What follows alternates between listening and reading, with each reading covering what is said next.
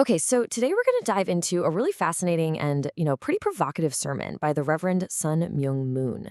It lays out this incredibly unique spiritual vision for America and its place in our very divided world. So let's break down the core arguments and really try to understand this perspective on global destiny. The sermon kicks off with a question that, let's be honest, we've all probably asked ourselves at some point. Why is the world so divided? It immediately puts the problem on the table, not just as a political thing, but as this deep, fundamental challenge for all of humanity. The point is, everywhere you look, from countries right down to the individual, you find conflict. So, what's the diagnosis here? Well, according to the sermon, the two big superpowers of the time, the USA and the USSR, are basically incapable of uniting the world. And the reason? It's actually pretty simple. Both of them are driven by their own national self-interest. The key idea here is that as long as each side is willing to sacrifice the world for its own benefit, real unity is just impossible. Now, if you want to solve a problem, you can't just treat the symptoms, right? You have to find the root cause. The sermon argues that we have to go way back to the very beginning to figure out where things first went wrong. And here it is. This is what the sermon calls the root cause, the wrong motive. It says this started with what it calls the fall of man, this initial act where someone chose their own benefit over the good of others. And that single act, it argues, set the template for all of human history.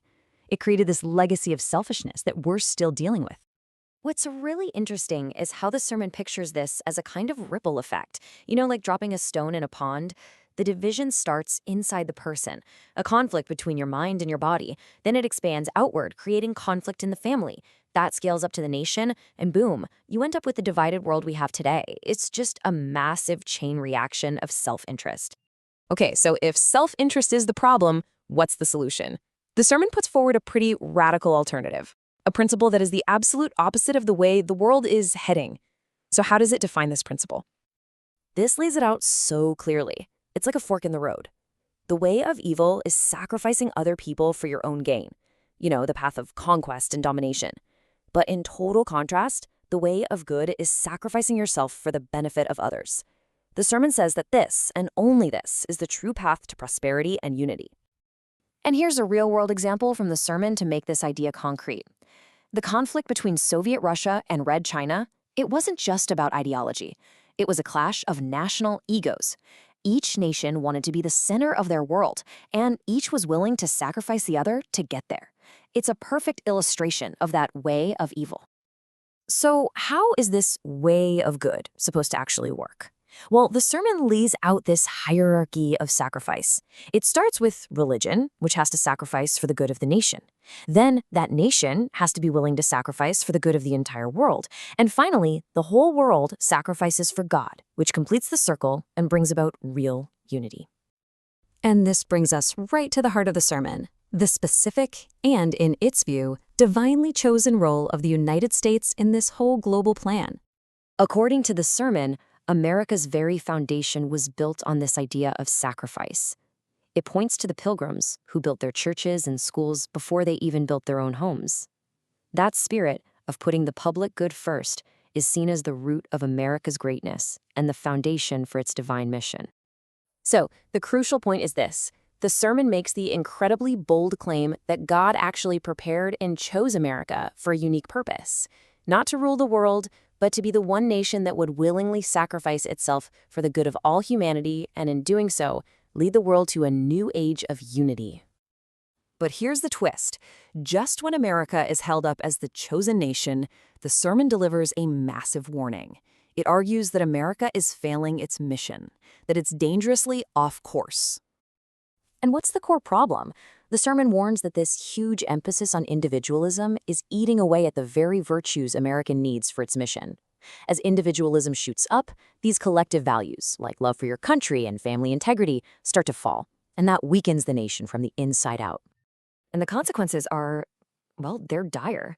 This path leads to a loss of virtue, families breaking down, and people just not caring about their nation anymore. The sermon even claims that the churches are losing their spiritual fire, which is a sign that God's Spirit is leaving. And the ultimate danger? If America doesn't turn things around, God might just abandon it and find another nation for the job. The stakes really couldn't be any higher. This statement from the sermon isn't just about America, it's about the whole world.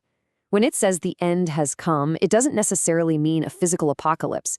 It means the end of the old way of doing things. The world of self-interest is collapsing under its own weight. We're at a crisis point, a moment of decision. So, in the middle of this crisis, what's the path forward? The sermon doesn't end in despair. It finishes with a call to action and a very clear choice for America and for the world. And this is where, in the sermon's view, the Unification Church fits in. It's meant to be a living example of this sacrificial principle. Its purpose is to actually model that hierarchy we saw earlier, sacrificing the individual for the family for the nation, and so on, to basically show everyone else how the path to unity works. And here it is, the final, stark warning to America. Its leadership status isn't a given. It's not guaranteed.